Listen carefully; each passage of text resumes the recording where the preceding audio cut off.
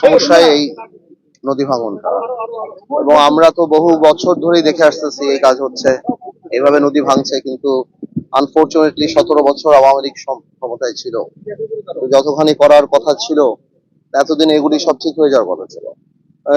মানে ইন্টারিম গভর্নমেন্টের সময়ও তেমন কোনো কাজ হয়নি, যদিও সেই সময় যিনি অ্যাডভাইজার দায়িত্বে ছিলেন তার সাথে আমি বেশ কয়েকবার কথা বলে এটাকে ম্যাচিউর করার চেষ্টা করেছি। এইবার ফাইনালি ইনশাআল্লাহ আমাদের একনেকের প্রথম মিটিং এ এটা ছিল, কিন্তু যেহেতু 22 সালের হিসাব নিকাশ ছিল, সেখানে কিছু টেকনিক্যাল চেঞ্জেস দরকার ছিল। তো আমার বিশ্বাস আগামী একনেকে ইনশাআল্লাহ আমরা একটা বড় বরাদ্দ পাবো। ইন দ্য মিন টাইম ভেঙে আসছে তো প্রায় 3 কিলোমিটার মতো বাকি শহরে যাওয়ার, সে 3 সাড়ে 3 কিলোমিটার।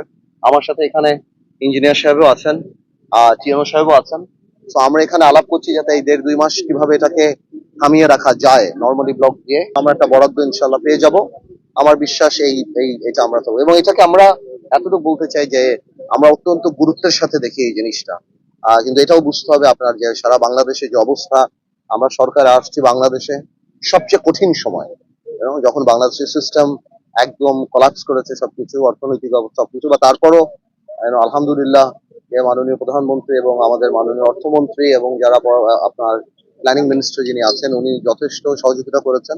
আমার বিশ্বাস নেক্সট টেকনিক মিটিং এ আমরা এটা উঠিয়ে ফেলতে পারবো, ইনশাল্লাহ বরাদ্দটা পাবো। আপনারা দোয়া করবেন।